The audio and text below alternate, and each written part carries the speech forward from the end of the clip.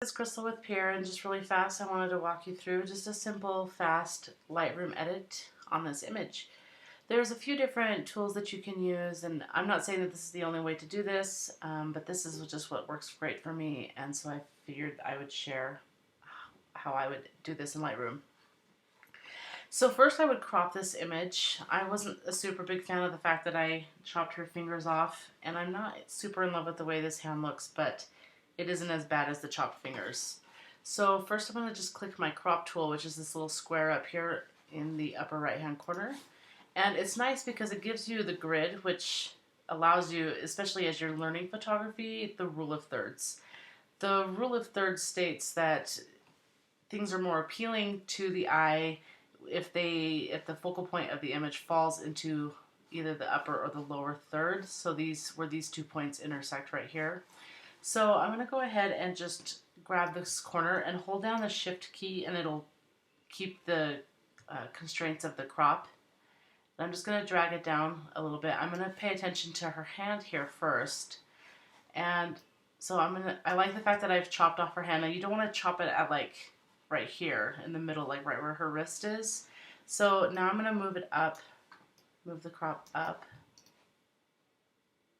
Okay, and now I need to be mindful that I'm chopping these fingers. So if I want to keep it, I should drag it probably right about there. But if I don't want to keep that hand, then I need to bring it up to right about here.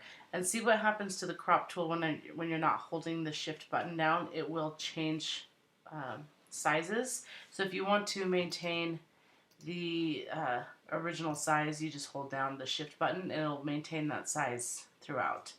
So I think I'll go right here and click,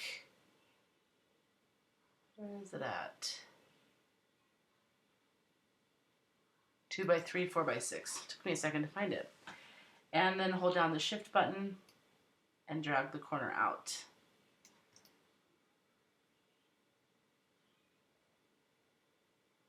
Let me get it to where I want it. Now I'm going to drag this up because I don't want to chop it on her wrist right there. So I think right about here is good. And then you just hit enter. So now this is the image that we're working with, and I like that. I need to clear up her face. So first I'm going to just kind of touch up her face right here. And right here you have this little tool. It looks like a circle with an arrow. And I'm going to go ahead and click these little areas of snot that were coming out of her nose, and it's going to automatically select an area. You can just drag that and notice how it's changing what it looks like where the snot was. So choose an area that blends best, and then once you're done, you just select a new area that you want to go to and edit. So I'll click that. Most of the time it does pretty good at selecting an area. Even though it came down here, it actually blends nicely, so I'm not super worried about that. I usually try to keep it in the same area so the skin color is the same. Let's see, just keep on going. And then I'll show you, after I'm done with this, a really quick tool on how I soften. Perfect. How I soften skin. I don't use anything like portraiture or anything like that. We have Photoshop actions that will smooth skin, but since this is Lightroom, I'm going to show you how to do it with an adjustment brush. Alright, I think we're good enough. And I'm not going to get rid of this area right here. That's a birthmark on her, and so I'm just going to leave that there. So then I'm going to hit done.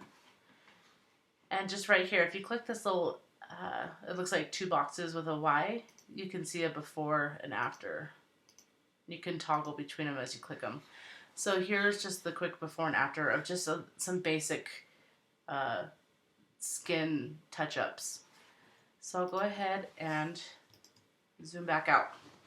So now the next thing I want to do is fix the white balance of this image. Because we were shooting in a lot of shade and trees, it's pretty green. So that's easy. Yesterday I shared a tool in Photoshop ACR about the white balance selector, and you have that tool also in Lightroom. So it's just this little droplet thing right here. So you just select it, and then you can drag it over here.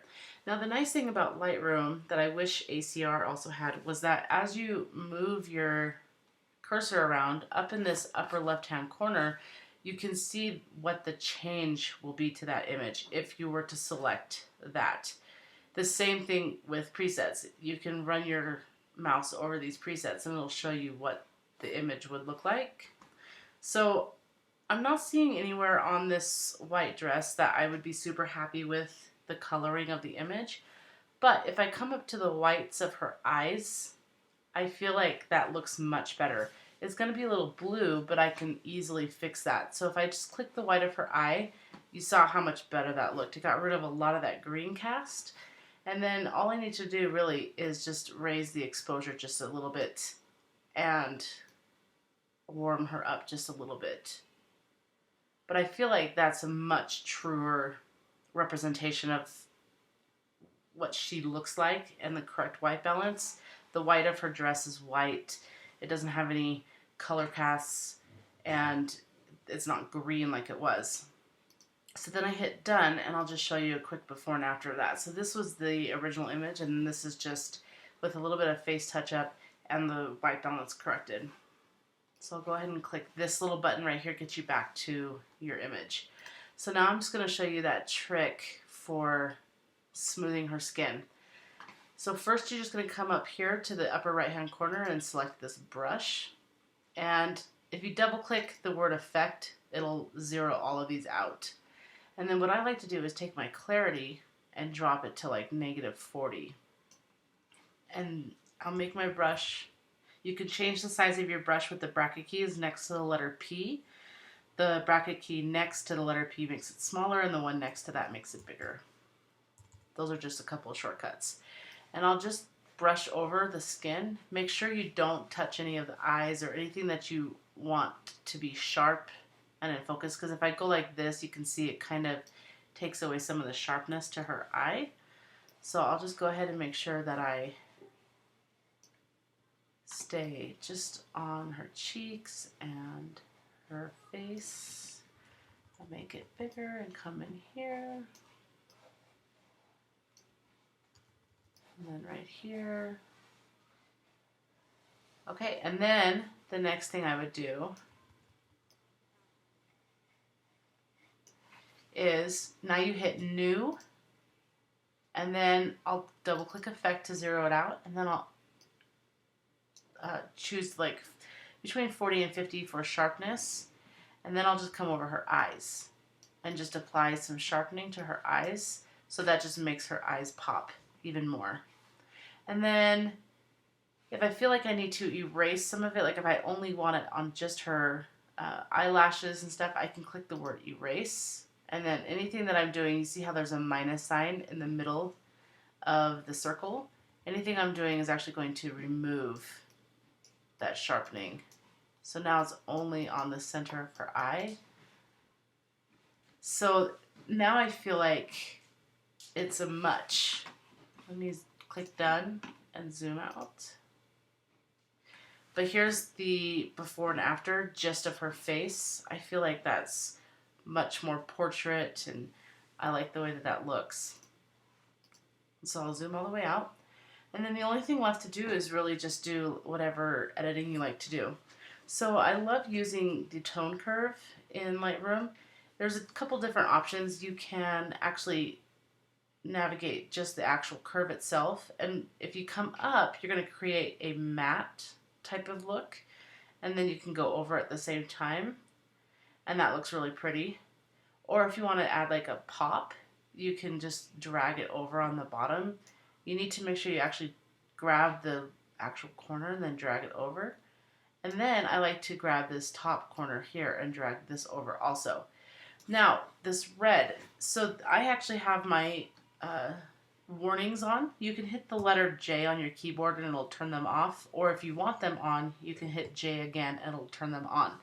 And you notice up here in your histogram that those boxes where the arrows are highlighted. So if I hit J, they're highlighted. If I unclick it, they're not highlighted. And what this is telling me is red is telling me that these whites are blown, like they have no detail in them. Now, if I have blacks, if I lower my exposure, it'll turn blue, and that's telling me that those blacks are clipped and there's not going to be any detail in those blacks. And so I like to keep my warnings on because sometimes as I edit, I'm not paying attention to, I'm just looking at her face and I'm not paying attention to like her dress or, anything like that. And especially with weddings, brides pay a lot of money for their dresses, and you want to make sure you can grab those details in the dresses, and you don't want it to just be like a one big white blob.